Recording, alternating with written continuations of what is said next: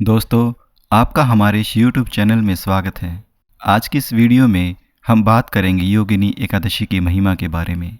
युधिष्ठिर महाराज ने कहा, हे परम भगवान, मैंने ज्येष्ठ मास यानी कि मई जून के शुक्ल पक्ष की निर्जला एकादशी की महिमा सुनी है।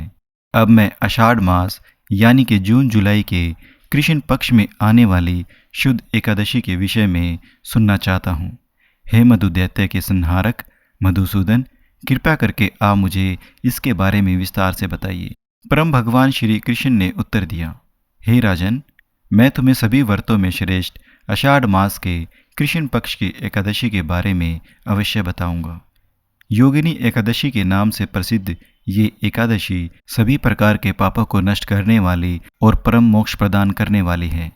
हे राजाओं में श्रेष्ठ, ये एकादशी भौतिक अस्तित्व के विशाल सागर में डूबते हुए लोगों का उद्धार करती है और उन्हें आध्यात्मिक संसार के तट पर ले जाती है। तीनों लोकों में ये सभी पवित्र उपवास के दिनों में मुख्य है।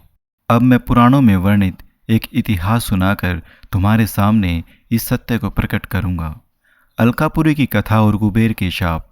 अलकापुरी के राजा देवताओं के कोषाध्यक्ष कुबेर भगवान शिव के अनन्य भक्त थे। उन्होंने हेममाली नाम के एक यक्ष को अपने निजी माली के रूप में नियुक्त किया हुआ था। हेममाली कुबेर की तरह ही एक यक्ष था और वह अपनी बड़ी तथा सुंदर आंखों वाली अत्यंत रूपवती पत्नी स्वरूपवती के प्रति बहुत कामुक रूप से आकर्षित था। हेममाली का दैनिक कर्तव्य मानसरोवर झील से फूल लाना था, जिनका उपयोग उसके स्वामी कुबेर भगवान शिव की पूजा अर्चना में करते थे। एक दिन फूल चुनने के बाद हेममाली सीधे अपने स्वामी के पास जाने और पूजा के लिए फूल लाने के अपने कर्तव्य को पूरा करने के बजाय अपनी पत्नी के पास चला जाता है। अपनी पत्नी के साथ शारीरिक सुखों में पूरी तरह लीन होने के कारण वो कुबेर के निवास पर लौटना भूल जाता है।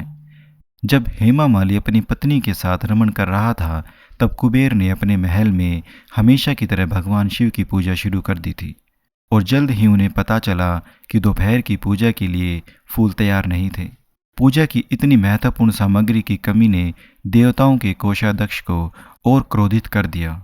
उन्होंने एक यक्ष दूत से पूछा, मलिन बुद्धि वाला हेममाली दैनिक फूलों की भेंट लेकर क्यों नहीं आया? तुरंत जाकर इसका सही कारण पता लगाओ और स्वयं मुझे उसकी रिपोर्ट दो। दूत ने लौटकर कुबेर से कहा, हे प्रिय स्वामी, हेममाली अपनी पत्नी के साथ आनंद में खोया हुआ है। ये सुनकर कुबेर अत्यंत क्रोधित हो गए और उन्होंने तुरंत उस नीच हेममाली को अपने सामने बुलाया, ये जानते हुए कि उसने अपने कर्तव्य में लापरवाही की है और पत्नी के शरीर के ध्यान में डूबा हुआ पकड़ा गया। हेममाली बड़े भय के साथ अपने स्वामी के पास पहुंचा। माली ने पहले दंडवत प्रणाम किया और फिर अपने स्वामी के सामने खड़ा हो गया, जिनकी आंखें क्रोध से लाल थी और होठ कांप रहे थे। क्रोध से भरे हुए कुबेर ने हेममाली से चिल्लाकर कहा, ओ पापी दुष्ट, ओ धार्मिक सिद्धांतों के नाशक, तुम देवताओं के लिए एक जीता जागता अपराध हो। इसलिए मैं तुम्हें श्वेत कुष्ठ यानी कि सफ़ेद दाग का रोग इससे पीड़ित करता हूँ और अपनी प्रिय पत्नी से अलग होने का शाप देता हूँ। केवल घोर दुख ही तुम्हारा हक है। हे नीच मूर्ख, तुरंत इस स्थान को छोड़ दो और कष्ट भोगने के लिए नीचे के लोकों में चले जाओ। इस प्रकार हेममाली अलकापुरी में अपने ऐश्वर्य से तुरंत गिर गया और श्वेत कुष्ठ की भयानक बीमारी से पीड़ित हो गया। वो एक घने और भयानक जंगल में जागा, जहाँ खाने या पीने के लिए कुछ नहीं था। इस प्रकार उसने अपने दिन बड़े कष्ट में बिताए और दर्द के कारण वो रात भर सोया भी नहीं था। उसने सर्दी और गर्मी दोनों ऋतुओं में बहुत कष्ट झेला, लेकिन वह स्वयं श्रद्धापूर्वक भगवान शिव की पूजा करता आ रहा था, इसलिए उसकी चेतना विशुद्ध रूप से स्थिर रही। यद्यपि वो बड़े पाप और उसकी प्रतिक्रियाओं में फंस चुका था, फिर भी अपने पिछले पुण्य के कारण उसे अपना पिछला जीवन याद था। कुछ समय तक पर्वतों और मैदानों में यहाँ वहाँ भटकने के बाद हेममाली अंत में हिमालय पर्वत की विशाल श्रेणियों में पहुँचा। वहाँ उसे परम तपस्वी मार्कंडेय ऋषि के संपर्क में आने का अद्भुत सौभाग्य प्राप्त हुआ, जिनके जीवन की अवधि ब्रह्मा के 7 दिनों के बराबर मानी जाती है। मार्कंडेय ऋषि अपने आश्रम में शांतिपूर्वक बैठे थे और दूसरे ब्रह्मा की तरह तेजस्वी लग रहे थे।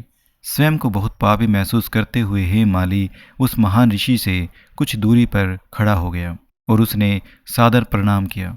हमेशा दूसरों के कल्याण में रुचि रखने वाले मार्कंडेय ऋषि ने उस कुष्ठ रोगी को देखा और उसे अपने पास बुलाया। अरे भाई, तुमने ऐसा कौन सा पाप कर्म किया है जिससे तुम ये भयानक कष्ट भोग रहे हो?